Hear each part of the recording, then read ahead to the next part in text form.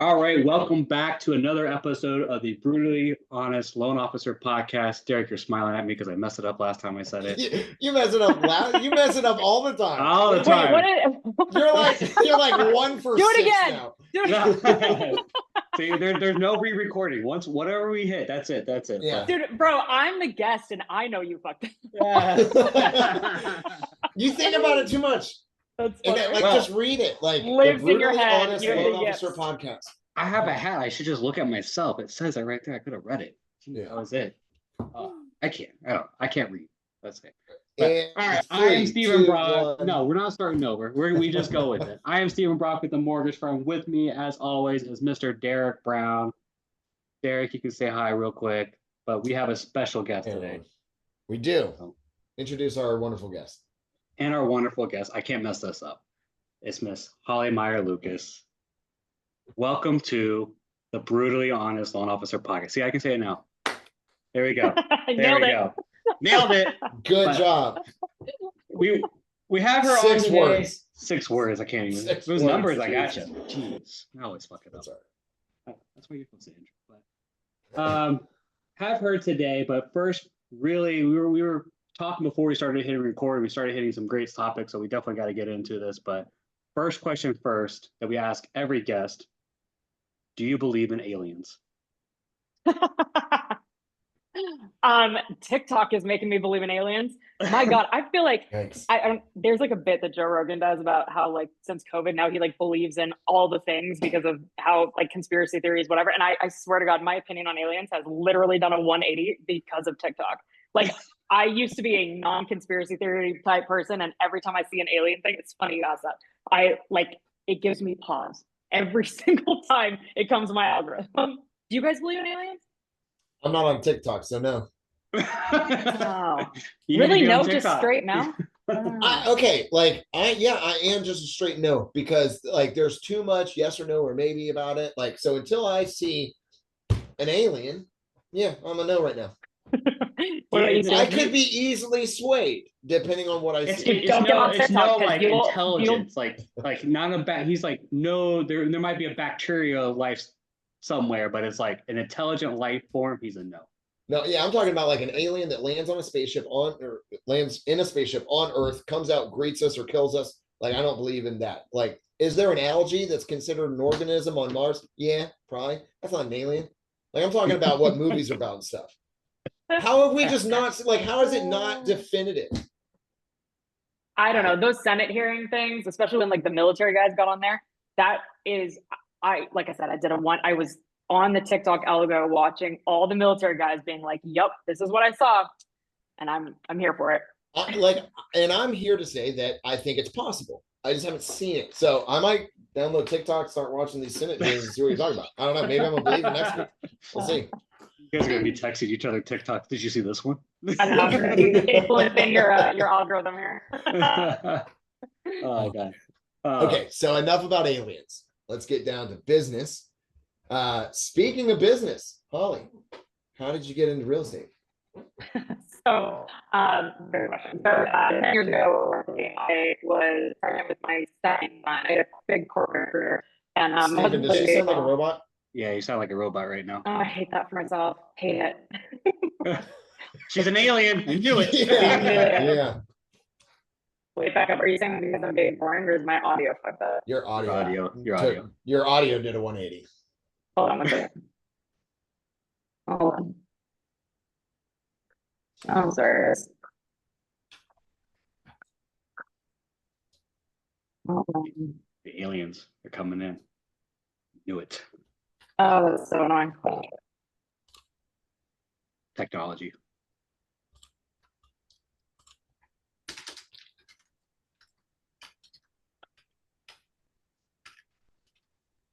God, so you guys. You Oh, muted you almost yourself. had We heard you. Hold on. How's that? Can you hear me now? Yeah. Is that better? Okay, sorry about that. So, is that better? Yeah. Yeah. You're good. Okay, anyway, so 10 years ago, my husband played professional baseball. I was pregnant with our second son, basically was working like the corporate gauntlet and realized I couldn't, I was traveling for work like nonstop. And I realized that he him be doing what he does and me traveling for work, it's a classic story of like life change. And I feel like every single person that's a loan officer and a real estate agent and personal trainer, a lot of a lot of these industries are so magical, I think, because they're like, nobody wakes up, in middle school, high school, and is like, I want to be a real estate agent. Actually, I will say though, that like with the emergence of Selling Sunset and these like real estate shows that have made real estate look super sexy, that my take on that actually is kind of changing over the last couple of years. Cause I feel like a lot of people, like we've had a lot of interns that are like, I want to get into real estate, that are in high school, which is kind of cool, but nobody picks this career path. There's always like some kind of, lifestyle change, career change, whatever. And Yeah, exactly. yeah, and you're either real estate is so interesting because I think people are either immediately successful or immediately not, or they fall into this like group of people that just had to really grind to make it work. And I was in that category where I really, really wanted it, but I didn't have, like, I started my team almost immediately, like almost day one, I started my team kind of by accident. I was working at KW at the time, and we got a come list me call, like to the bullpen at Keller Williams, which never happens. I don't know, how is that in the loan world? Like, do you guys get people that call your office phone? They're like, I want a loan, like randomly.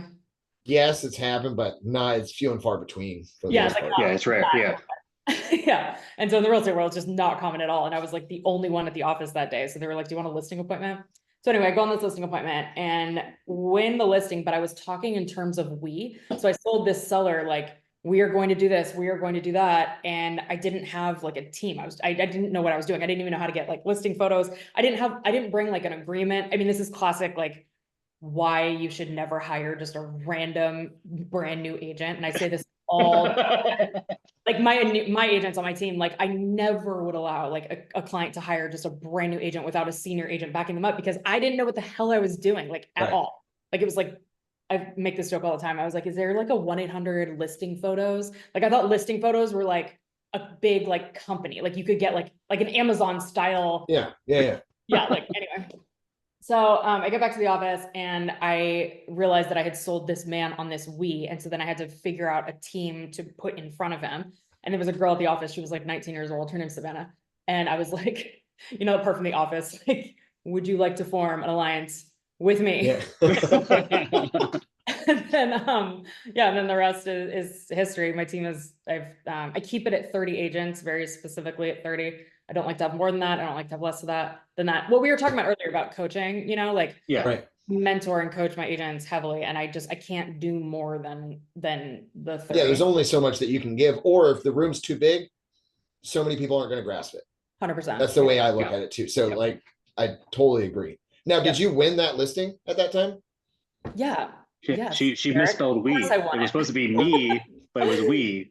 So no, I'm more like I listen with listings, and this is, I feel like you guys can maybe relate to this. I might alienate your audience because I might think I'm a bitch if I say this, but like I don't lose listings. I don't, like if I'm going in, I'm winning. And I think the biggest reason why is because if it's not a good fit for us, I'll also walk away. So like I'm looking for the buy, like, and I walk away from probably like one of every like 10 clients that I meet with, I probably decide that it's not a mutual fit. Gotcha. But it goes back to what we were talking about like if you talk a lot, this like notion that if you have on your report card, we were talking about this off screen, but we were joking that Derek and I like talk a lot. We got in trouble when we were kids. Like I got excessive talking on my report card and I got grounded because of it. And now I used to think I talked a lot because I used to have that on my report card. Then I met you and I was like, I must be really quiet compared to Derek. Well, here's the thing though, I stand by, I'm kind of obsessed with this. I think that entrepreneurial people in school, when they are criticized for talking a lot, I don't know that we're actually talking a lot. I think that we're solving problems. Like we're wanting to engage with people to help them. And that's what, like they say, the best salespeople are talkative and extroverts. And I would argue that it's, I mean, I just made this point that we're just wanting to solve the problem. And a lot of times we have really good ideas that will solve the problem. Like if you present me with this, and I feel like you guys can relate to this, if you present me with a problem, like I will solve it. Yeah. Sometimes it might be that the solution is I'm not the solver of that problem. But anyway, that's what I think is maybe a good idea. Well, and I mean, I've also tried to explain to people too, like, especially our students, you learn by doing. Like in this business, you could go and learn every single guideline associated with a certain mortgage, and it's not going to do you as much good as going out there and try to sell, getting buyers under contract. Like, you just learn by doing. And when you, don't get me wrong, I think I'm really good at what I do. Are there issues that come up? 100%. On every single loan? No, definitely not. But occasionally, yeah, we have a big issue, and problem solving is the best thing we can do. Now, if it's involving the contract or the house itself, I'm going to call you immediately. How can we solve this problem together? Here's the problem we have. Or my favorite is when we get to closing and the buyer says something to the realtor about the problem we ran into, and the realtor's like, what problem? Oh, you didn't need to be involved because we fixed it before it was really an issue. Yes. Yes. Yeah. Oh my God, yes. And we get those loans that are like very easy to do, and you're just like, okay, that was it. Like, there's nothing. Yeah. Yeah. Like, Or everything's perfect. And then like I get a call like, well, the inspection didn't go so well. You shut your mouth. The inspection. Do not say that. I just have one right now that it's a bank statement loan, and it has been issue after issue with the borrower. Like, every time we do something, like, they change them. Now, granted, it's a refi, so, but it's taking forever. And we got the clear to close today, and I'm like, I started asking questions to our processor, and I was like, never mind. And she's like, what do you mean, never mind? I'm like, I'm gonna shut up because you told me we're clear to close. I'm not opening a can of worms anymore. Like, we're done. Yeah. I was like, I'm just gonna shut up now. Okay. So what it comes down, what it comes down to is, if you're a talkative person and you're good at problem solving, you're meant to be in real estate. Yeah, I think so. I mean, that's, that's what we do all day. Like, we don't really, and I really don't like the narrative that, that we sell, and that people, like, we're salesy. Like, if you look at all these messaging boards right now with, the NAR settlement stuff, we're recording this, full disclosure, in September of 2024. Okay. So if you're listening to this in the future, I hope aliens have appeared, but also NAR settlement is like a thing right now. And anyway, if you look at these message boards from the consumers that are just so freaking angry at real estate agents, and this narrative that realtors are just in it for the commission. And if you talk to any top producer across the country, resoundingly, what we're good at is we're problem solvers, and we're like connectors of problem solution. Like, that's what we do. And it's kind of craziest things, like, every top producer we talk to in any industries, like, you ask them, like, what do they do? What is so different? And it's like, I just solve problems, and I do the same thing over and over and over again. Yeah, And it's consistency. like, all I have done is I've done it longer than you. Like, that's it. Yeah. And some of the stuff. Yeah. Consistency is everything. It's unbelievable to me when I think about, like, so I was, a high school and college athlete, and like if you work out hard and you practice, you're going to get better. And if you don't get hurt, you will eventually master whatever it is, right? And in real estate, or building any kind of career, it's the same thing. Like I tell my agents this all the time. Like, consistency is not that, it's not that tricky. You just have to be consistent. Do the same thing over and over again, especially marketing. Like, that's the one thing that agents are always so hell bent on figuring out, is where to get their next piece of business, arguably, like, rightfully so, right? Sure. And like, just pick one, host open houses and do that consistently. Post on social media, do that consistently, whatever it is. And it's the same in your world too. Like, you don't need every single, now a team like mine and a business like yours does, right? Like, that's different. But you're a solo agent and you're a one person, just do one of the things that your brokerage or your team or whatever offers, and do it consistently. And you'll literally make money, you'll be happy, and be at peace with the other things. Like, be okay with letting the other things go. I think that's huge. Like, every time I teach realtor classes, I'm like, all right, you need to have a high learn to do ratio, but you need to learn all this stuff and then go do one. Just do it. Like, everything you learn from here, go do it. Don't let it, like, oh, well, like, I got to make sure this is perfect before I do this. And it's like, no, just do it. Like, when I got a lot of people that come to me, like, with social media stuff, and I know you're really big on it, Holly. That's how we met. They're like, how are you so good at social media? And I'm like, go 2-3 years ago on my videos and look how horrible it is. Yeah, totally. Like, and honestly, I think, like, God, I love the way you said that. I've never heard of that before. The learn to do ratio. That's exactly it. Like, exactly it. I love it. You just have to do it and consistently do it over and over again. But you're gonna get better at it too. Like, and it's even simple stuff. Like, almost any agent could host an open house. Yes. And then they're going to start coming up with ideas to make it a little bit better. Do that. Yes. But here's the thing, if you're an agent where your personality type isn't great at being like Johnny on the spot, because I have a lot of agents that are like very analytical and they like to be like, they work with a lot of investors and they're really good at working with like the engineer types, right? Sure. And them being in an open house is a total nightmare for them because they don't like to be put on the spot with like in like greeting people. And, you know, for people with like ADHD type personality, like I love open houses. Put me in an open house and I'm selling something, right? But Right. not everyone's like that. So my point with that is that like, if you're not great at hosting open houses, maybe instead host a workshop at your brokerage for first time homebuyers where people, because if you think about what you're trying to do, people that walk into open houses are people that are a little bit spontaneous and sporadic anyway. So those might be your people if you're a spontaneous, sporadic, if you thrive in that environment. Okay. So let's set that aside. The type, and this is true for loan officers too, like where you get your business from. If you host a workshop at consistently, like a once a month, come and learn about buying a home workshop, and you're giving people the opportunity to plan ahead, to show up, because those engineer types might be your people because then you're prepared and you're polished. Figuring out, and this is one of the things that I help people with my what we were talking about earlier with my hype boss, that company, is really figuring out what your personal brand is and where your personal brand should be showing up. If you don't want to be on TikTok, then don't be on TikTok. Yep. Where are your clients? Are your clients on TikTok? No. Then what? Like, I mean, you said it at the very beginning. You're like, I'm not on TikTok. I love that for you. Don't try to be, because your No, clients, yeah, I'm good. like whatever, let be. But most people, I think, really think that they should be because they see this person doing this thing and this person doing this thing, and they like are like, how can I do it all? And I will say this, and so Steven's a little bit ahead of me on the social media game, and I'm getting there. I'm just not like a huge fan of it. However, I know how crucial it is.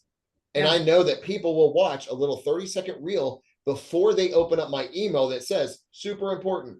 Like they just do. And Yeah. so if you're trying to get information out there, one of the best ways, if you can be friends with several of your clients and stuff like that, they're going to see some of that stuff before they open up your email. Same thing with realtor partners like for us or other, referral partners. They're just going to be looking at social media because they're on it too. Yeah. And Yeah. it just is what it is. Now, are some of my clients right now that are under contract, are they on social media? No. Right. No. Right. Yes. Go to where the puck is. Like always, always, always go to where the puck is. Right. So, and you've got to, Where does the majority just- of your business come from? Referrals, realtor referrals, realtors, and then past clients. Yeah, data. Mine is realtors and not past clients, database. 30% of my business last year came from my networking group and past clients. I hate saying past clients are still clients, if that makes sense. Yeah, So just that's funny. I hate past clients. Tell me this, do you do an email newsletter? Yes. Steven does. Derek doesn't. You don't? Derek doesn't. I don't either. Not an email newsletter. No. I am very, very, very outspoken about the fact that I don't. And I'm outspoken about it because I can't do it consistently, or I can. I just don't want to. And so I just let it be. Like, I don't want to do it. I will come up with because a lot of new agents, like the vast majority of my followers on Instagram, for example, are real estate agents. And my DMs are always chock full with agents like who are really struggling right now. I mean, again, we're recording this in September 2024. And I think loan officers are probably really struggling too with like how to get the next client, like how to whatever. And I can't emphasize that enough. Doubling down on your niche and just sticking with it and being at peace. Like I am at peace with the fact that I don't have an email newsletter, even though every guru on the internet says that I need one. Fuck it, I don't want one. And I've never, in 10 years, I've never had one, ever. You know what mine does? Circles you back to my social media.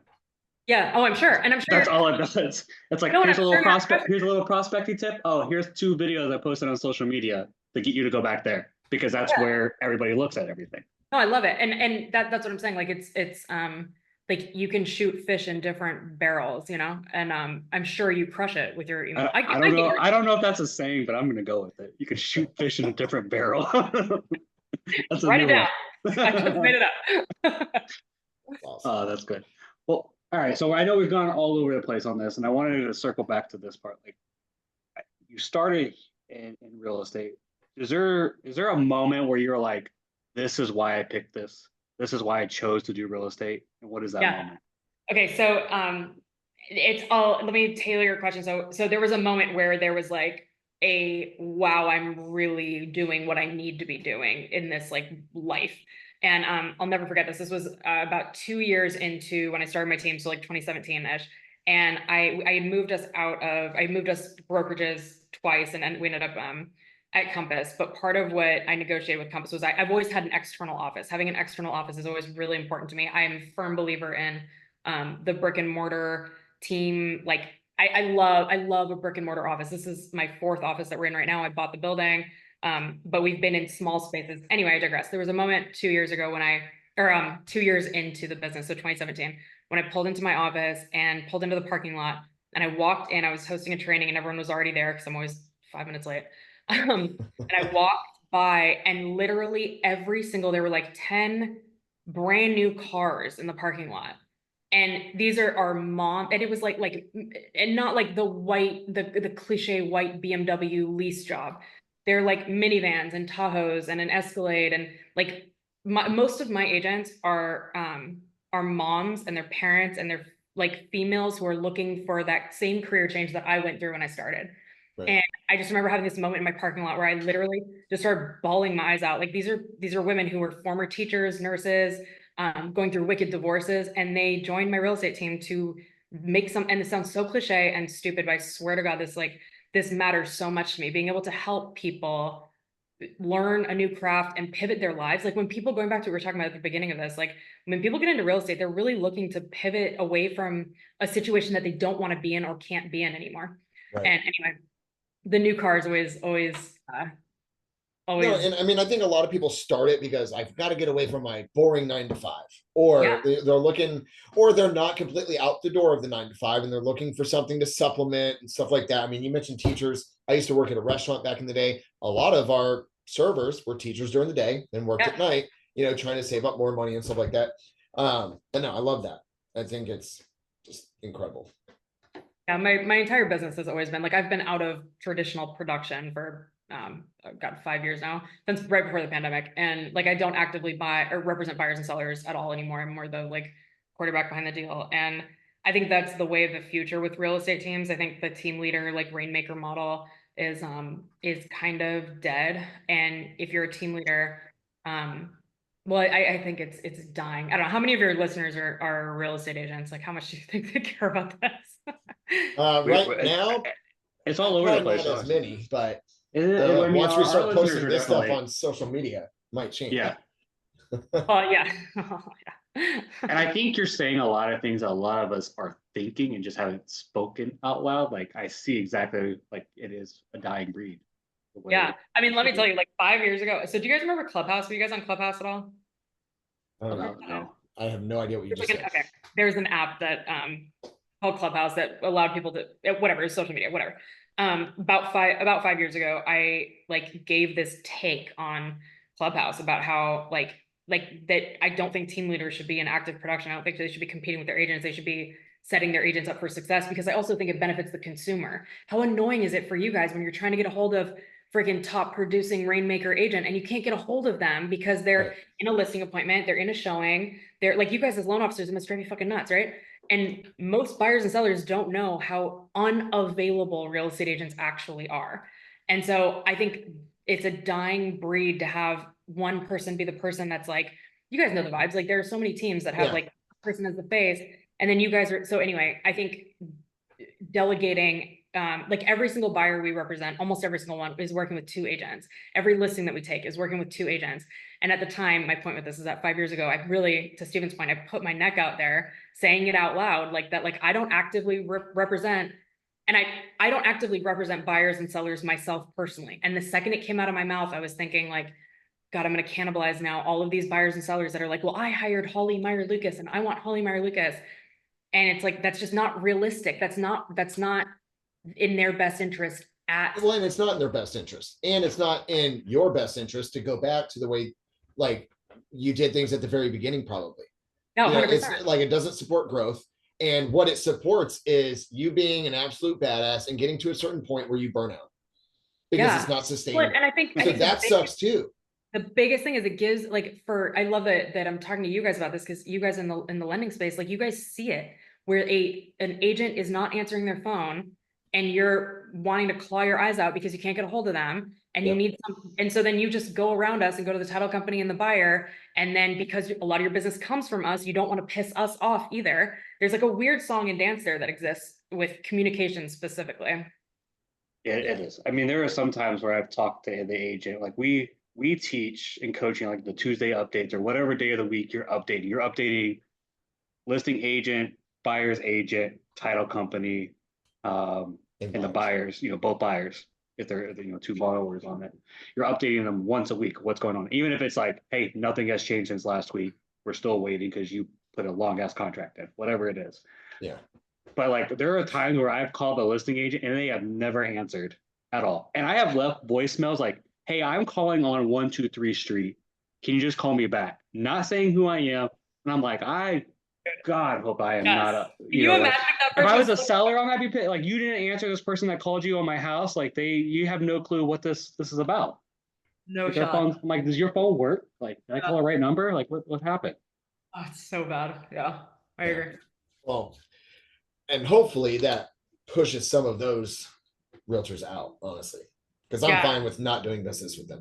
Yeah, totally agree. Oh yeah, there's phone calls when we first, like, we always try to do our introduction call to a listing agent, and it's like you're supposed to chase a listing agent, like, oh, chase a listing agent. They have to talk to you for the next whatever days. Like they need to take your call because you're basically in control of their paycheck right now to close this loan. They'll talk to you. Not true. They won't ever talk to you half the time. But it's like you start like, all right, I'm never trying to work with this person ever again. God, I bet you're gonna all kinds of Well, and I can usually tell like day one if it's going to be a good transaction or not. Like by when I reach out to the listing agent, for one, if I can get the listing agent on the phone, there's a good chance I'm going to get the contract accepted, regardless of whatever the buyer's agent's done. Like, because it's just another person saying how awesome and well qualified the buyers are, stuff like that. I effectively communicate that we can close on time. Like everybody says they can close on time, but I've got like the perfect track record of closing on time. Yeah. And so, but if I can get the listing agent on the phone, there's a good chance I'm going to go under contract. Yeah. But then if I can't, that's annoying. And if I don't get a call back, this will be fun. Yeah. As a listing agent, I love it when the lender reaches out. It's almost like when they're reaching out, I almost don't even need to have the conversation because I already know that they've got it under control because you have the wherewithal to reach out, Right. So many don't. Like, well, and there's like, and don't get me wrong, if I've already spoken to you twice and like the only thing that has like changed is we got the appraisal and it appraised, I might shoot you a text message and say, hey, the appraisal came in at value. All things are moving towards a smooth closing. Just so you know, like, but sometimes do I need to call and say that? No, because I don't want to be too much. Oh, at that point, I don't like it when okay, so I love it when the lender calls when we're trying to get the deal done and the buyer. So I'm the listing agent in this scenario, right? Yep. I love the lender calls and is like, yo, ask me anything. Like, I'll tell you anything. Like, let's get this under contract, right? But then I don't like phone calls from them because your job is to represent your buyer. Like we've already accepted that we have faith in you and send me those update emails, but like a call over the like that would actually be like, why are you calling? Like Yeah. Now, if I was representing the buyer. Could this been a text message? Yes, this could have been a text message. That's how I always read it. Yeah, like, there's certain things that you're supposed to call on, like, hey, like a problem. You don't just text like, hey, this is what's going on. Yeah. Or like something short and sweet, like, hey, appraisal's good. Boom, done. And what a lot of sorry, I keep going back. Loan office, right? Loan officer. You guys are loan officer, right? Yeah. Yes. I know you're a million things, but that right. I'm always like because we say it in real estate, like on our side, we say the lender, and it's like we're the lender too. Yeah. Same thing. What drives me nuts is when a loan officer will start trying to pitch working with us and like coming in to do a lunch and learn and whatever to my team. If they can get me on the phone at like mid deal, and I'm like, you haven't even closed this deal yet. And they're calling me with some bullshit update. I already know the home appraised. Like we saw your email. Like, why are you? And then oh my God, it's so annoying. I will entertain, like, I love relationships with loan officers, love 10 for 10, but it's at the end. Like, it has to be at the end. If I feel like you're trying to, we just had a situation actually where a loan officer royally fucked the deal up, like royally. And it felt like the entire time they were trying to win, and this is going to sound arrogant, egotistical, whatever. I sell a lot of real estate. So winning my business can mean a Be lot. for- huge for a loan officer. Yeah. Yes, a loan officer wants your business. It's you Thank you. can I'm say not it. trying to be, yeah. Yeah, You yeah, should, yeah. you should have just And got a podcast. You don't sound like a bitch. You just sound like a good realtor. That's all. Well, Fine. Anyway, the entire time you could tell that this person didn't want to give us bad news about their buyer, that they just weren't qualified. And so they ended up fitting them, like retrofitting some like garbage loan product that that we all knew just wouldn't get, like, you know, when you just have the spidey senses where you're like, I just don't think that Yeah, this it's is going to shit. true. It just is. Yes. Yeah. And so our client ended up, we blew past the loan commitment period, and like just could tell that what this person was missing was the ability to say, yo, Holly and team, I'm so sorry, we can't get this done. Let's find them a loan officer that can, or let's cancel this contract. I don't want to sacrifice our relationship in the interest of trying to make this work. And instead they just absolutely, our buyer got to the closing table and they couldn't close. That's the worst.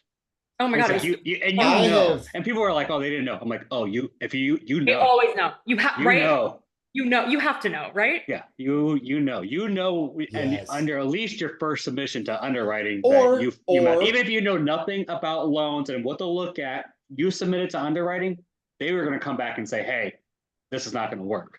Or you're an idiot. I mean, that, Okay, There's so let's that assume that you're not an idiot. How often has it happened where you've done everything right and at the closing table, and I'm not talking like where the buyer bought a car in the last minute and their credit's different, or they lied about their employment and other employment couldn't be verified. I'm talking like where the bank, where something just has come out of nowhere in the last minute, never. right? Never. That's it. Yeah. The only time I had a significant issue, and it was in the middle of the contract period, was last year. And we were doing Hometown Heroes for a buyer before July 1st, when it came out, and they dropped that new rule of brick and mortar. You had to work for an employer that had brick and mortar in Florida. The year before, that was not a rule. I had reached out to Florida Housing. Are there any other changes I need to be aware of? No, Derek, same as last year. Fantastic. Yeah. And then And next that's a thing valid one. That's a valid one. We Right, get to the yeah. closing table and that's the thing, I would go, damn, that really fucking sucks. Like, yeah. that's And- valid. And so my buyer did not work for a company that had brick and mortar in Florida. Oh, that's brutal. And so I panic for one, because I'm just like, I feel bad for my buyer. I'm gonna have to tell them, like, and they don't have the funds to cover what they're doing. Like, Yeah. you know, it's just, I don't know, like, so I'm completely panicked, but we've got to get ahead of it. You know, so, but before I do that, I'm probably gonna argue a little bit because I was told something different. Yeah. And so like I just went up the entire like chain of command and said, you said we could do this, you said we could do this, blah, blah, blah. And then they start asking about like the husband's on the loan, but if we do this, we've got to like change some things. At the end of the day, we closed with Hometown Heroes. You did? Closed with Hometown. We got like a major exception that I probably shouldn't be broadcasting. For you. But we 100% like closed Dude, that's with what I'm Hometown talking Heroes. about. Problem, And solution. Yeah. Yes. We argue a lot. There's a lot of stuff that I could have been a we very have a thing successful that's called attorney. like scenario desk. So you turn things in and they give you an answer and you're like, that's not the answer I wanted. And then you go back and find it like, no, this is what they said. And you're like, oh, okay. Yes. Yeah, Oh my God, I love it. I that's what I like about our company. There's a lot of stuff that we were like, can we argue this? And we're like, yeah, you can argue the shit out of that. And if it makes sense, they're like, yep, we'll do it. I love that. Yeah. Dude, that's But we so- also like I can tell you right now too, like our higher ups or whatever, like underwriting manager, credit risk manager, our COO, like they truly believe we're in the business of closing loans. yeah. We're not in the business of saying no. So like, and there was one time where I had an appraisal done on a property and like, this is a awesome property, but it's on an island. And so once they realized there was no road, like leading up to the house, that like you had to take a boat, they're like, it's a unique property, this, that, like not approved for like through Fannie Mae, Freddie Mac. And I was like, oh, no. The amount of homes in Florida that are technically on an island, there's no way they were all cash deals. Like, Yeah. there's just no chance, or they're all non-QM or something. No. And Yeah. so I argued my way through that one. And once my like underwriting manager reviewed everything, she's like, no, this is a fantastic buyer, awesome property. Let's do it. I love And but had I just taken it like, Yeah. you know, from the initial underwriter, they said no, I'm ready. Yeah. I'm ready to argue. That's what you It's want. It's Not take always no a for an yes. answer. I've Yeah. had one where the family, like they were not married they weren't officially married and the father-in-law was gifting. And they were like, oh, we can't gift from him. And I'm like, but he's family. They're like, no, they're not officially married, so it doesn't count. I'm like, but they have a kid together, so therefore he's a grandpa, right? And therefore they're married. That counts as family. And they're like, all right, we'll take it. Yeah, that's fine. That's a good one. That's my I'm making my the favorite connection part. here somehow. I will say that that's my favorite part about what we do is like solving those problems and finding like solutions when somebody else I know would say no, like just really making stuff work. That's probably one of my favorite parts. I love that so much. Like, okay, so Holly, in turn, what's your favorite part? Like, what do you love like about your business? Not, and I don't want to say what's your favorite part about being a realtor, like about your business as a whole. What is your favorite part? Like, I know you're changing some lives, you saw the cars, stuff like that, but like on a day-to-day basis, what like makes your heart pump? I love this question. I think that there is an adrenaline rush that exists when you work in real estate. Can you guys hear me? Okay, I just switched these back. Yeah, Yeah. you're good. Yeah, okay. There's an adrenaline rush when you work in real estate that, I mean, we just talked about it. Like I literally, both Derek and Steven, your faces lit up when you were talking about how you had that problem that you solved, and like helping that family get into what's what. And I think there's such an adrenaline rush that comes with solving problems for people. And it's so cliche to talk about like, that helping people. I mean, I made fun of this earlier, like helping people is why we get into the business, but it's like selfishly, there's an adrenaline rush that comes with being like the person that can get something done. It also so I've been doing this for 10 years. I've sold over 1,000 houses. It is very, very awesome to be an expert, like an absolute expert in something. Like, Right. I love that. I love that any of my friends can call me. So I very infamously do not work with friends. Like I put this out on social media once a year where I'm like, I want your friendship, I don't want your business, which in turn ends up getting me a bunch of business from my friends because like I always Yeah, it's that reverse psychology. You're a liar. You do want the business. no, I That genuinely, I swear, hand to God, I would 1,000 times rather have someone in my like friend group who recommends me to their random neighbor who is a stranger or their whatever, than have the person, my friend. I have all these, I call them my like high poison girls who like send us business. Like I have so many clients who are friends who've sent us referral after referral, but I've given them permission to work with anyone else. Like work with anyone else. Like I will help you in the background.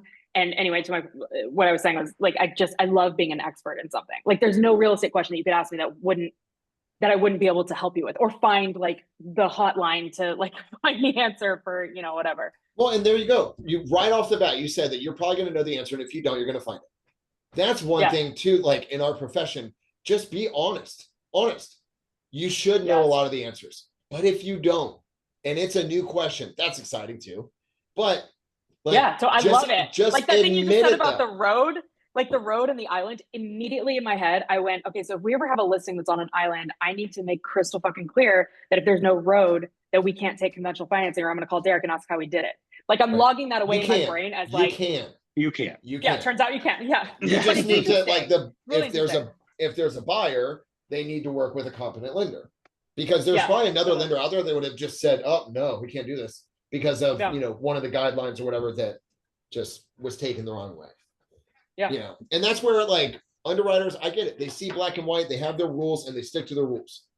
And that's our job is to, paint that picture, open up their eyes, take away the tunnel vision and remind them that we've got like buyers that want to buy homes and just, I don't know. Yes.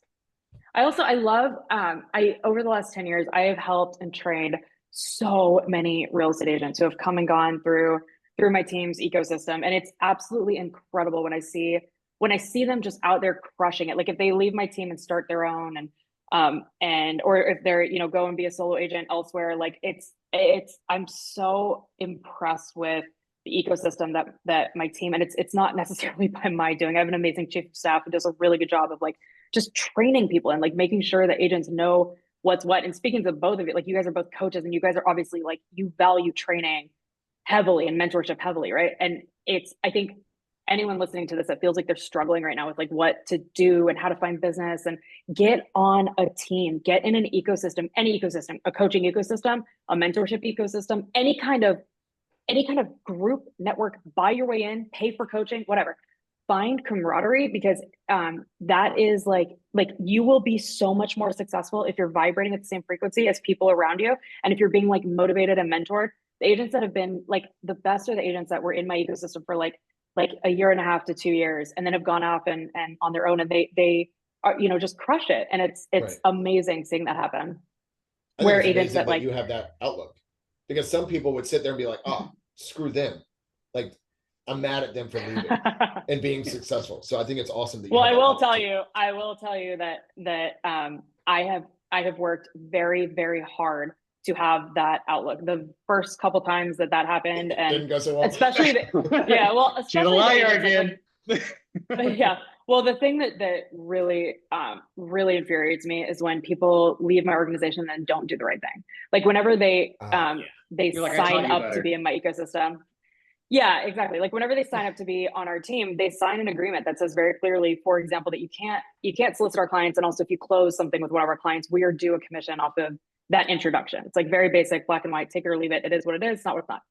And what agents will do is they'll agree to that with bells on, and then we'll train them and teach them everything, and then they'll leave. And it happens, it's far and few between, but when it does happen, it's so disappointing when we don't get paid on that deal. Like where I recognize a name and it's like, I introduced you to that buyer, like we're due a split on that.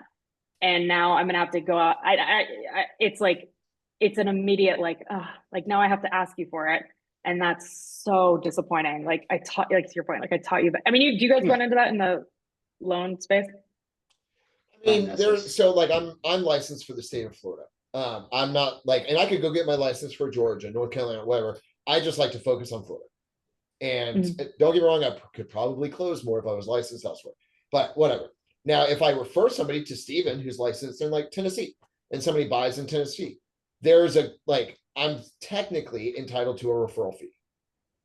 You know, so I would hope that Steven respects that and does that. You know, now do I necessarily care too much? Not too much. But like if that turns into like more business and you never even acknowledge it type of thing, I don't know. That would really rub me the wrong way. But I think it's a little bit different on our end than yours. Because like you'll do a commission split. Like I have so you're talking about like where we get our business, like part of it's realtors, part of it's my database. Like my database where I also get a lot of my business is other banks, like stuff they just can't do. But there's things that like, we don't do credit cards, we don't do auto loans. I'll send to a banker all the time, like, hey, this person needs this, whatever it is, send it. But it's like when you send them a referral and they don't even say thank you back, and you're like, really? Like, well, I guess Bank X is not getting this anymore. Like, I'm gonna go to somebody like, just say thank you. Oh, hey, or I hate it when I send it to them. I'm like, did you talk to this person? Because I have no clue if you even got this email. Like, did you just respond? Tell me something. Gee. But no, what I'm talking about specifically is like, it's people like if you have someone on your team, like that you know, this person that you have been working with, Steven, for example, and you've closed one loan and now they want to do a refi, for example. So you give it to someone on your team to do, and you're training this person and helping, you know, the loan officer, the junior loan officer. And then that junior loan officer leaves and goes to a different company. And that person ends up still refinancing with the junior, let's call her Debbie, with Debbie. Right. Debbie owes you money on that sale having happened, you know, because you're the procuring cause.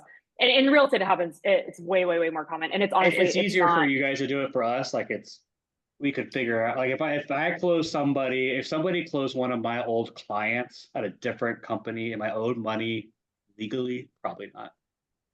Yeah, but you guys have a signed agreement type of stuff. Yeah, they're legally. And I outline it. Here's the thing. When we interview people, I don't personally do these interviews anymore because for a number of reasons. But when my chief of staff interviews our agents, and she says specifically, like, you're going to have an opportunity to work with. I also work with a ton of professional athletes and like celebrities, and a lot of people want to work so badly in that world. Like I have this one girl that left our team that immediately had like in her Instagram bio like all this like sports and entertainment stuff, and it's like you got that off of our back. Like you don't actually work with these people like we do. And it's like I don't care. Like it is what it is, whatever. What I do care about is when they sit there and they agree that any clients that we give them to work with, that if they leave and they sell that person, like we never want to interfere with that buyer that's like midstream with an agent, you know? So if you end up closing something, like, do you agree to compensate us for that closing? And everyone always agrees with bells on. And then there's like the one or two that end up just, you know what it boils down to is that money, and you guys can probably relate to this. For some people, money just makes people very weird. And it's always the people that for us, it's always the people that we least expect to be, like some of these people that claim to be so Christian and so like, and then when I called them out on it, I'm like, hey, per that agreement, like I saw that Debbie closed, like, where's our 25% or whatever, like, oh my God. And then they burn the bridge with me. It's so disappointing. That's the thing that I hate the most. I hate that the most too. I think anybody that, for one, I think it's almost a general rule for sales. It should. Yes. Don't burn bridges. You never know when you're going to work with other people. And I've seen it. So my branch manager, love him to death. He's the one that gave me the opportunity. And I've just still been under him. But he's been in the business for 37 years. Like, I guess he started in the business when I was born. So he's that old. I always like to say that. But he's been in the business so long that he has gone through the rotation of working with people, then they go somewhere else, and then they come back, and they're working together again. Like, and he has made it a point several times to say, you never burn bridges. You don't know, like, when you're going to work with somebody else again, and the most important thing is just maintaining a good, like, just reputation of being good and honest. Like, and you don't have to be the absolute best, but if everybody remembers that you are just a good and honest person and you work hard, stuff like that, the basics, you're going to like do really well. But the moment you burn bridges, people will never forget it. Never forget it. And it'll come back to haunt you, especially just being in the industry that we're in. Like, we just, people come back. And it makes it the thing that's so, God, as a human in general, if there's one thing that anyone listening to this takes away from this, it like don't burn. I would say bridges have two banks, right? One, like, it connects one side to the other. I always, with a handful of exceptions, will not burn my side of the bridge. So if you come back and you say, yo, I kind of messed up here, like, can we, like, is it good? And can we make it right? My door is always open for not even an apology, but just hey, like, Olive Branch, I made a mistake, whatever. Sure. It's the people that just like torch relationships. And here's the thing, in the real estate world, like, title, loan officer, real estate, like, it's such a small industry and small world. You never want to be the piece of that triangle between title, loan, and realtor. You never want to be the piece that's causing friction because you burnt a bridge with one of those companies. Like, because ultimately who suffers is the buyer and the seller, because there's added friction in that triangle that you caused because your ego had to clap back, or you had to, like, you saw an opportunity to make a little bit more money and you got cute with it. Oh my God, it drives me fucking nuts. People are so stupid.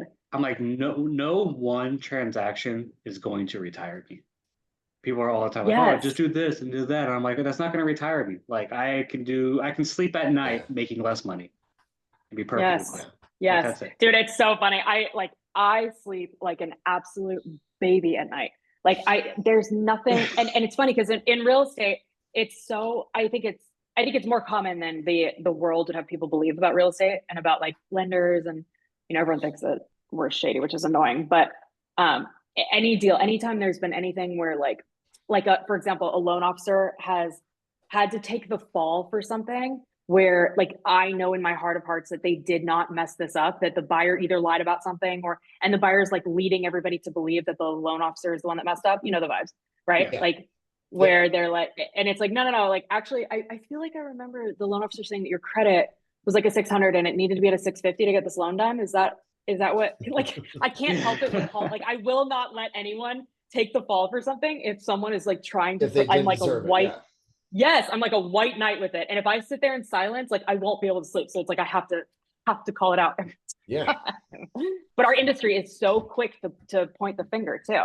Like, it happens all the time where these, like, random loan officers who aren't worth their freaking, like, don't have a pot to piss in will start pointing fingers at this just happened the other day where a loan officer was like trying to get our buyer to go with a different realtor because they had actually fucked something up, and they needed, like, more time for something, whatever. And they made it seem like it was our fault. And it's like, bro, like, our industry is small. Here's the thing right now too, like, nobody is, as far as on the lending side, nobody is too busy or so busy that they can't close a loan in 30 days. Yeah. Like, so, I Yes. mean, there's, Amen. Amen. there, like anybody that's saying like they need more time or whatever, something happened. And it might be on the buyers, maybe, but for the most part, like a lot of there's, times I think the delay ends up happening, sorry, to cut you off, is because the loan officer doesn't have the cojones or the experience to ask the buyer the tough question. So a lot of times it's like, well, did like you need some kind of document from the buyer, or you need something from the buyer, and you Yeah. delay asking them because you don't have the balls to say like, hey, your credit, whatever it is, like that happens. I feel like that happens all the time, where then all of a sudden the loan officer has like a document or something that they need, and you can just tell they're just kind of a weaker personality to begin with, and like just don't like having the tough conversation or the tough confrontation. So they just delay it instead of like, and realtors do that too, by the way. Like if there's something on the inspection report or that they have to ask the other side, it's Right. like they'll delay the negotiation until like the night before. It's like, oh, by the way, we need a $5,000 credit. yeah, and Just time is ask. gonna That's end. all. Yeah. Just ask. Just say it. It's Well, the and I'll- worst case is the worst case is you find out that I knew and I didn't tell you, and you found out a different way. Like that's always the worst Yes. case. Right. Like Yes. I really just be like, Yes. hey, there has been deals where like we have messed up and it's cost the buyer money, and I'm like, we're paying for that, and you're like, why? And I'm like, because we messed it up. Like that's on Yes. us. We eat that cost. Yep. Every time. Every time. I bought so many washers and dryers for Yeah. my team because it's like, did you write that in the contract? Nope. All right. Yep. Pony I, up. I always see it as like, if I make no money off of this deal, but I make it a wonderful experience for you, you're gonna go tell everybody, and that's where I'll make my money in Yes. the long run. Right. Yes. Yep. 100%. All right, so we went. No, I want to say off topic because I like this stuff, but with the market changing and how you've seen people, how do you see real estate evolving now? You know, we talked about a little bit about NAR. I know you posted about some of this, and you probably you know I've messaged you on it. Like, if you got value, you got value. But what do you see what's going on in the market? Well, I will say that given the audience so first of all, I love this conversation with the two of you, and I think it should be, there should be a uncensored, unscripted conversations like this should happen more between, like I would love to even throw a title person in the mix here, like between title, loan officer, and real estate agent. Like that trio, that triangle it's more important than ever for us to get on the same page with what, and this happened 100%. like, yeah, so this happened, you guys have been in the business long enough for like when the TRID changes happened, right? Yeah. Yeah. Yeah. So when that happened, like I felt like I think the best relationships that I have were when that happened, and the title companies and the loan officers that were collaborating with me in the background, like helping my team learn how to read the settlements, whatever the changes were. Yeah. And I think that's going to happen here now more. And I would encourage, if you're listening to this and whether you're a realtor or a loan officer, I would encourage you to have conversations like this, like jump on Instagram Live and have a conversation like this in front of your audience, who are, by the way, your buyers. Like, have a conversation with a lender about what they can expect with this new seller concession, like the structure and whatever. And I just think that partnership, it's always been important, but I think it's really, really important right now. Well, and I think it's important. It's important to be educated on it. You have to know what the changes are, and you have to like know what to expect, or at least how to get in front of it, because you're going to be having different conversations than you did 2 months ago. You're just going to. Yeah. So I've talked to a lot of like top producing agents, and their responses, looked into it, did some training, not worried. I know my value. I know like what I'm going to say, how we're going to say it. I'm going to continue working as I always have, and I'll be fine.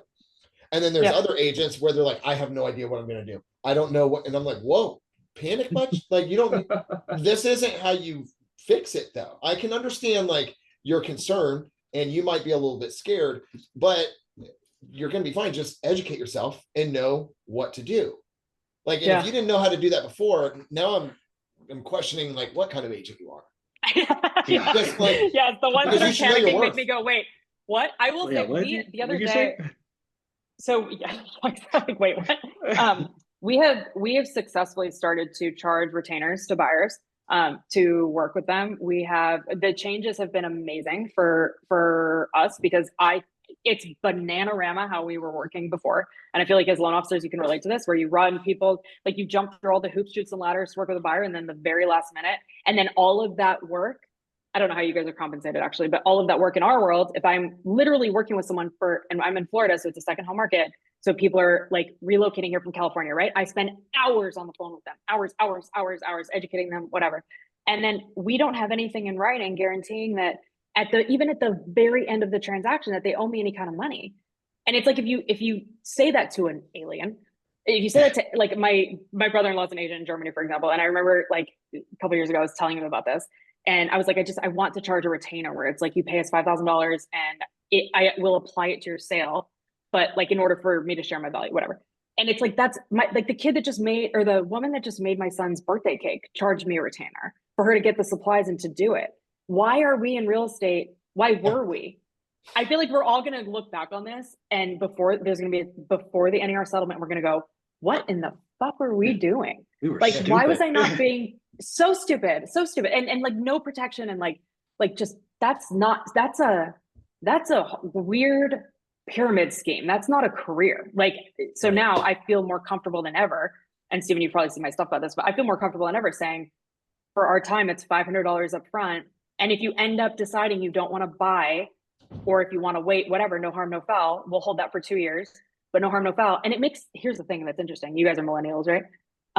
It makes the consumer feel better about walking away too. Like, you know, when someone just ghosts you, like you run their file and they just because they don't want to talk to you because they went new construction and they got a better deal if they said they didn't have an agent, blah, blah, blah, blah, like all those things. And now there's a weird bridge burn that like that they don't love, you don't love it, but like they're ghosting you because they did you wrong. And that's typically what happens. And they know it. And they know it. Yeah. And it's fine. Like it's fine if there's compensation. So now we charge $500 for that. And it's no harm, no foul. Like and here's the thing, for that $500, like I'll continue to be a consultant. Like it's a great example with new construction. If you go directly, like I'll continue to be a consultant for, ask me anything. Like it's fine. I was made whole. And I think that the changes are going to, they're really going to make us really, really start providing real value to buyers and sellers. Well, and I mean, I'm just trying to figure out how to do compensation on our side now. I want to retain it. Yeah, right. We get shopped all the time. Start doing and you're like, because people are always like, oh, they quoted me this rate. And I'm like, where's your loan estimate? And they're like, what's that? And I'm like, they have to write, like, where is it on paper? Because I can quote you whatever rate you want. Yeah. I just forgot to tell you that you're not going to close with that rate. Yeah, that 4% interest rate costs $20,000. I just forgot to tell you. Yeah. Like, so like we started doing it as a consultant. We started doing it as a consultant. And I feel like in your world where you really provide value is that you will then continue to help them, no questions asked, even if you're not doing the loan, that you can be a third party that can help if someone's getting a better rate, love that for you. Like everyone loves saving money. Show it to me and I'll help you navigate it. Like our company is a one that like, okay, if somebody is beating us on rate, we're like, get the loan estimate, because Sherry, our head person, she's not gonna look at it without, like, if you have a loan estimate, you bring it in and be like, can we do this? And they're like, yeah, we might need to cut costs here, there. Yeah, we can do this. Or they're gonna be like, there's no way. Either they're lying, or there's just we will go negative, so we just can't do it. And we go back to the bar and be like, hey, if this is true, run with it. But here's your red flags to look for. If they don't come up, you're good. Run with it though. Yeah. No, it's an interesting time to be, what I was saying earlier about like when with the team leader, where I like vocally said, like the other thing that I did too with this, which was kind of pioneering, this was like 5 or 6 years ago, is I stopped working with buyers and sellers at the same time. And we've left so much money on the table. Like if a buyer comes to us directly on our listings, I've been doing that for years. I'm like known in our area for doing that. Like go get representation. If you don't have someone, we'll have someone on our team work with you. So we do double end deals, but it's someone on the team is representing one person. Like I don't let my agent represent both parties. Yeah. Yes. And I remember at the time when I said it out loud, it felt like I was cannibalizing some business, and I may have been, but I sleep well at night. Like I think right now what we're going to see, to answer your question, go back to that, but I think what we're going to see is a lot of people really pioneering industry changes. There's an agent in Orlando that charges a retainer. Someone just told me about him. His last name starts with a P, I think. Ken. Oh, you would know him. He's a big producer in Orlando. There's like 5,000 realtors in Orlando, so I may or may I know. This guy's not a lot. There's 40,000 at our board right here, so Well, I said that number. It's probably way more. I don't know. I just said a big number. I just said a big number.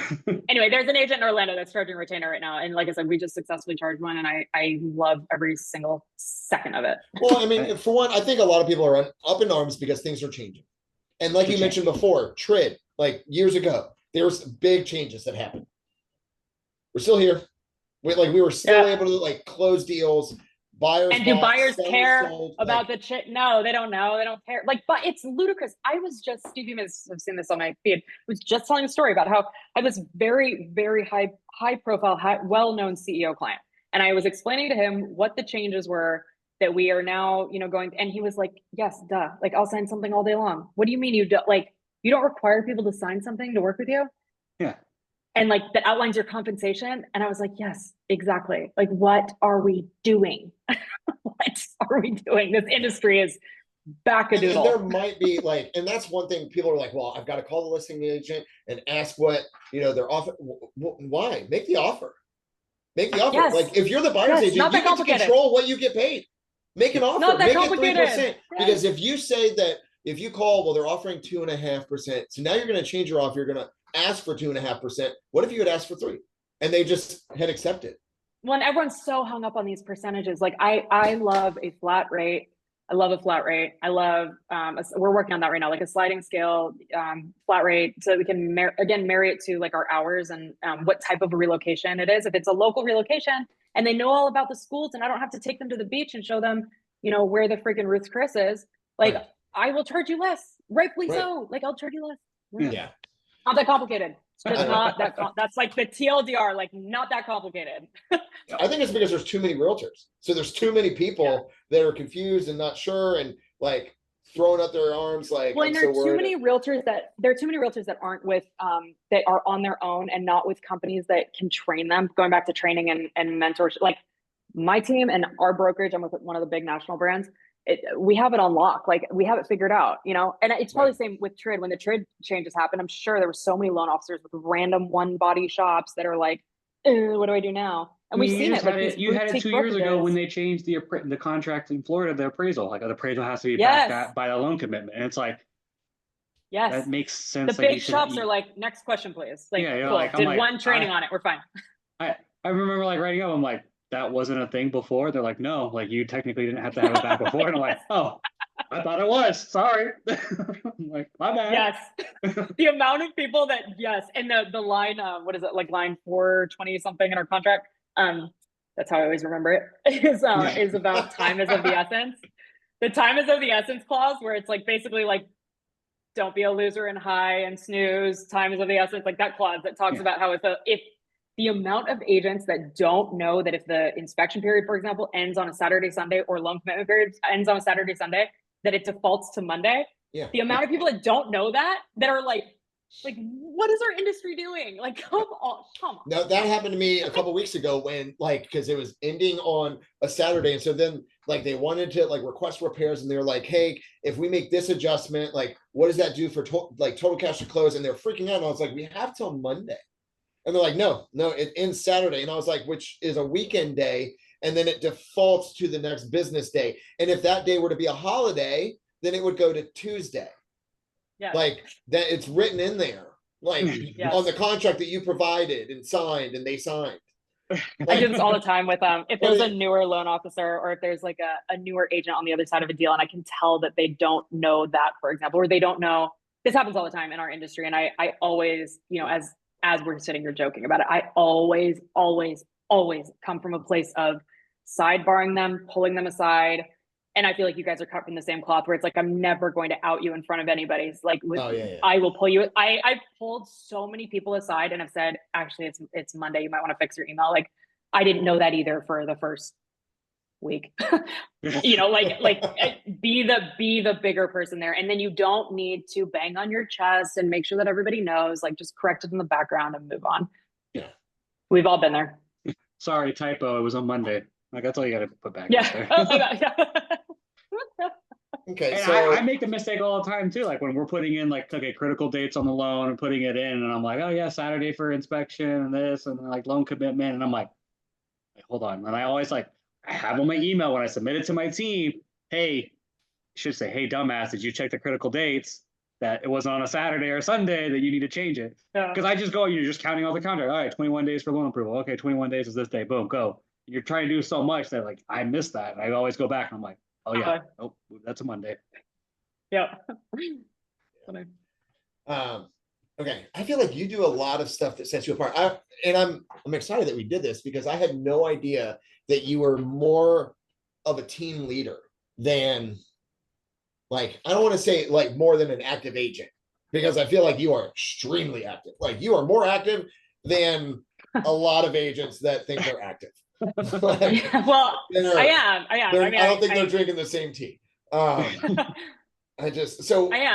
I've always literally just done things that feel like I've always done the thing that feels right and makes sense. Like I'm a very like anti-culture, anti-establishment type person where like I'm always looking for like why do we, like I'm the why kid, you know? And so I think when I jumped into real estate, like I was like, why don't I start a team immediately? Like I remember this vividly. My team leader at KW was like, oh, let's get you 2 years of under your belt, you know, before you start a team. Rightfully so, because I didn't really know what I was doing. But to me, like, I just think everybody should have a team. Like, right. Like everyone should have, like you should, at a minimum, you should have a partner at a minimum.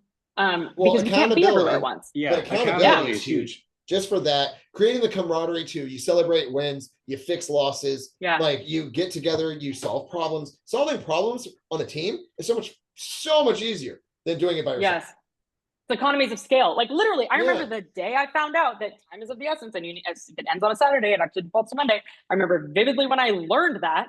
And then guess what? 5 people immediately know about it because I had a team of 5 and it was like, hey, just so everyone knows, you know, it is more efficient for sure. In my coaching group last week, one of my students was telling me about a problem that he has with like they're trying to sell a house in order to qualify on the next house, and they just can't get it sold. And I'm like, well, what about the knock program?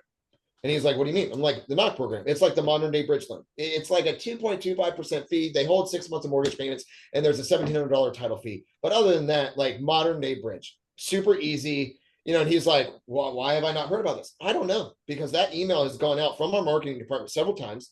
I don't know, but like, let's not harp on what you don't know about it. This is what you need to know. I'll send you the material, but like, this could be an easy solution. He's like, holy smokes. Like, I think this is the perfect solution. I'm like, okay, great.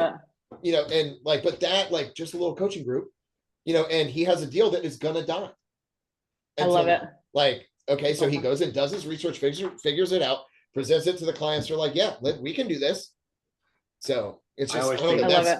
My biggest regret in getting into mortgages is I didn't get on coaching right away. Like it was a year in. So to most people, that's right away. But I'm like, I should have done this a year before. Like I should have signed up for this company and been like, all right, so where's your coaching? I didn't even know there was one, but like, I need to sign up because just the accountability. Like, okay, so it's Monday. My students got to turn in their homework.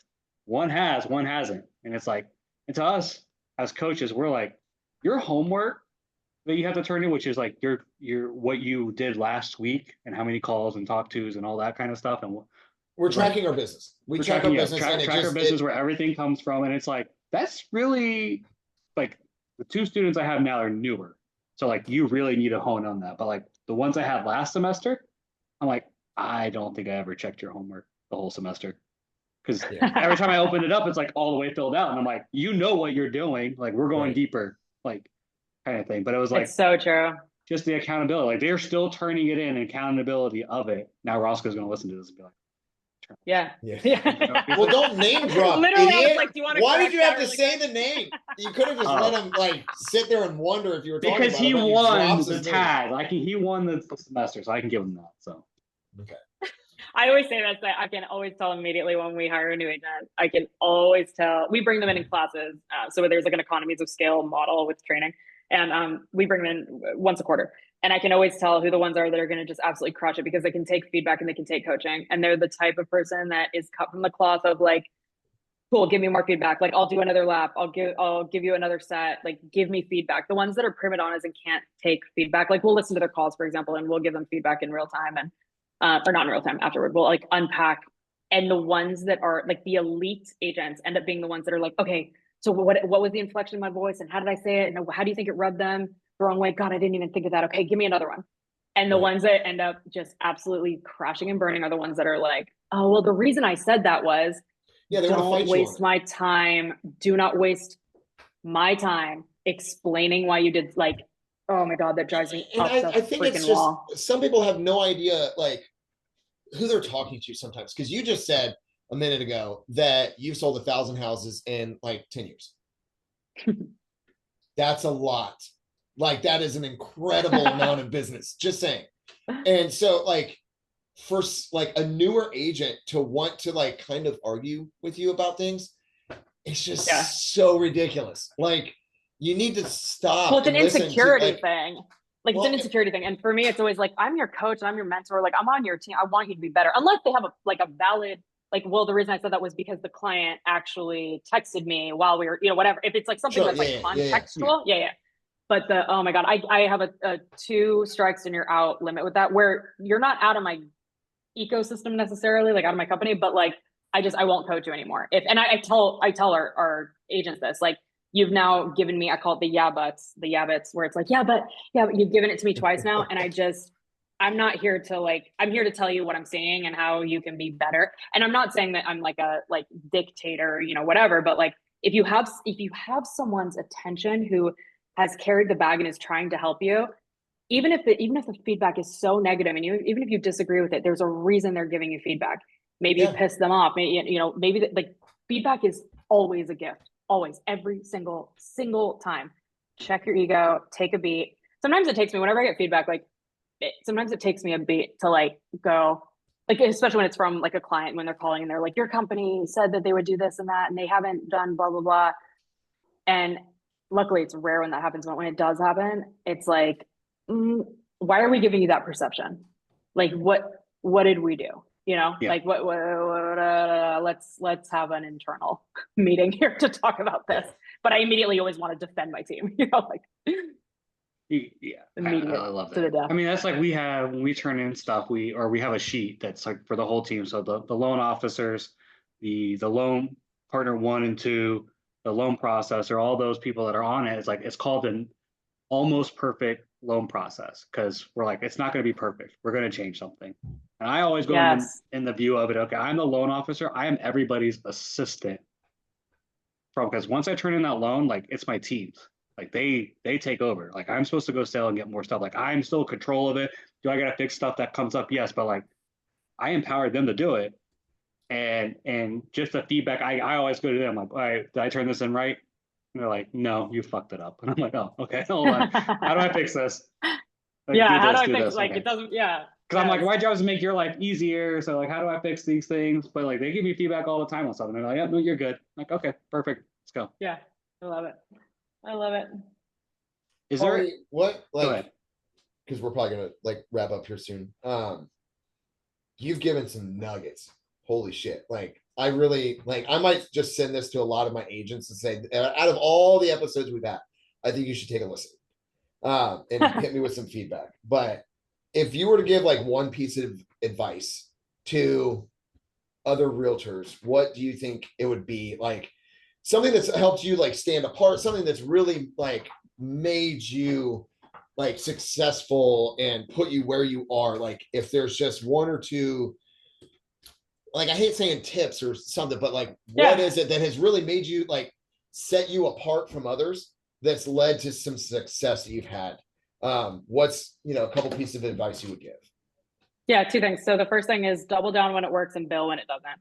Like if you're doing something that is working, keep doing it. Like if your newsletter is crushing it, go back to what we were saying, keep doing your newsletter. Like if it's not crushing it, then bail. Like bail, try something else. Like until you find where your niche is, double down when it's working and bail when it doesn't. We do mailers, like marketing mailers heavily, because my first year in real estate, I started farming mailing an area. That's what I thought agents did. So I just continued to double down on it. And now most of our listings come from our like marketing mailers, our physical mailers. And so I doubled down on it by buying a 6-figure costing commercial printer. So now we print all of our mailers in-house to make it faster, more I'm efficient. glad you said that number, because I saw your video and then I was like, oh, I really want one of those. And now you said that figure, I don't want one no more. I don't make that many mailers. I don't need that. But our ROI pays for it and like yeah. And by the way, I have strategically started saying how much it does cost for that printer, because this is so funny. I got a mailer in the mail the other day from one of our competitors who I love dearly, and it was clearly printed on like a normal Xerox and on cardstock. And you could tell like this person that watches a lot of my stuff, and he's told me before too. Like He's like trying his to videos, copy it, whatever. like, Yeah, whatever. Yeah, you got it. Anyway, blah blah blah. Like you can't do the real mailer quality thing on a not Xerox. expensive printer. Yeah, Right. you can't. Anyway, the second thing is I would really, really, really get hyper focused on figuring out what your personal brand is. When I first started, my business cards and my brand was this like very masculine looking, like I had this very masculine vanilla feeling look, because I wanted to be like the professional agent, and everything was like always buttoned up and suited up. And ultimately what ended up being my personal brand was like, my logo is the Meyer lemon, for example, and it's like intentionally, it's intentionally very very like positive and high energy. And I obviously say the F word and I'm unapologetic about it, and I am who I am, I'm not who I'm not, and that's how our brand is. So what you see, and it's very intentional, what you see with me is what you get. So if I walk into someone's house and it's not clean, for example, that's fine, because I just did a podcast, threw on a jean jacket and threw my hair. Like I don't care. Like it's fine, right? Now when we go to sell your house, it needs to be perfect. But if I'm just going over for a chat, come as you will, because that's my personal brand. That doesn't work for everybody. Like if I always use Christian Engel as an example. He's like a big bad agent on Palm Beach Island. He is like when he walks into a room, he is like suited up head to toe, hair perfect. Like he is 15 minutes early forever. He's that guy. And I love that for him, but that's not me. Like, that's just not me. Right. So and you both can be successful. And 100%. one way isn't the right way and the other is the wrong. There's 100%. That's not the case. 100%. Yep. And in real estate and with loan officers, it's the same thing. People hire you because they need to feel comfortable with you. And so if you're accidentally attracting a bunch of people, like the way you both look right now, like I see in your background, like there's a very heavy veteran, like, thank you for your service. Like, I love that. And are you going to attract a bunch of like liberal, whatever actually, I guess there's not anyone that doesn't. No, but he's an army sniper and Derek is an idiot. No, but like, and so you with your backwards hat, like you're the guy that like someone like me would want to call all day and be like, yo, I need to get a loan. I want a HELOC. I don't know what I want. Like, can I send you my shit? And like, I'm just going to email it to you. We just figure it out. And you, the way you look like the guy that's like Johnny on the spot. I will do that. Now, if I am a Christian Engel type, I want an in-person meeting and I want to unpack all the things. And so my point is figuring out what your personal brand is and going after that clientele, and then almost intentionally being okay with alienating the rest is if you had told Derek and Stephen from whatever you started that you'd be doing a podcast where both of you are wearing ball caps and right? Like you'd be like, oh, well, now I'm gonna but obviously you're successful enough in your career to know that it's fine to show up how you are, because people are going to hire you. And I think that there's also like, if you were to call me and say, Derek, do you want to come to my office? We've got some new agents and they just want to have a Q&A session with you. I'm probably going to dress different. A little bit more professional because I'm walking into an office. So like slacks, button up type of thing. Well, I hate ties and I'll never wear a tie. Like, that's just me. Yeah. But I'm talking about I'm using the obvious example, which are the optics of how this is right now, but it's also the way that if you think fast, move fast, are fast, so if you're just starting out or if you want a tip, just focus on the type of client that you want to work with. And most of the time it's going to be, I always say this, Stephen, you've probably heard me post this about 1,000 times, be the person you needed when you needed help the most. That's the highest and best use of your purpose, is being the person you needed when you needed help the most. Love that. I love that. That's perfect. Stephen, did you know that her logo was the Meyer lemon? No, I knew it was a lemon, but I didn't know why it was a lemon. That's smart. No, I guess 99%. I have seen her team drive around because I see the lemons. That's awesome. But I used to work in produce. So as soon as I saw Meyer Lucas real estate team and I saw the lemon, I'm like, she 100% branded a Meyer lemon. Yeah. I have a whole story about why we did that. I'm a big gifter. I love giving gifts and gifts that last. Our logo was intentionally a lemon because there's an emoji, so I can brand text. I can give a Meyer lemon gift at closing. we can brand our listings with like Meyer or lemon centerpieces. It was very, very intentional. Even though it seems like it's kind of like a cartoony, like lemon, very That intentional. works. Everybody knows what it is here. Like every time we see it. Oh, there it is. Yeah, you think, yeah. But like when I go to like Thanks for marketing saying that. madness and stuff, and like one of your agents is there, and like I see the flyers out, I'm like, it's the pink writing and the lemons are always on. I'm like, I know exactly I love it. what team that is. Like I don't even have to look at who is the flyer. I can just see the start of it. Yep, that's her. All right. I love So, Holly, anything else you want to add today? No, this was such a good conversation. Let's do it again. Like, I feel like I could talk to you guys forever. Like, thank you so much for having me. I think it's so refreshing to talk to loan officers that are just like freaking fly and are doing the damn thing. I think real estate agents should have conversations, like honest conversations like this all day long. Yeah, I think it helps us understand both sides of the transaction all the time. Like, Yeah. you know, so I love it. I think this has been one of the best conversations we've had. I will say like halfway through when you were saying something like, oh, we should have like a title person, and I was like, we've never had a guest twice, but I think we just booked one. Like, Yeah. One thing that I'll say, so I have to jump on another call, but one thing that I will say is if you, and I'm gonna say this because I'm a like hype girl to my core, can't help it, but if you have learned something from Stephen Brock and Derek Brown on their podcast, go to their Google business profiles and give them a review and thank them for their time on the podcast. Do it on their loan officer. Don't do it on give their podcast a review, 100% give their podcast a review, but go and give them a review for being awesome on their actual businesses, because I can imagine there's so many people that have learned so much from you guys and you're doing it for freezy right now. And I think it's awesome. Damn, I'm on cloud 9 right now. Guys, I have to jump to another call. This girl's waiting for me. No, I appreciate you're your good. time so much. Thank you so much for having me. See ya. See you guys. Thank you. Thank you. And that wraps it up. That was our most recent episode of the Brutally Honest Loan Officer Podcast. Thank you so much, Holly Meyer Lucas, for joining us today. We'll see you next time. See you guys.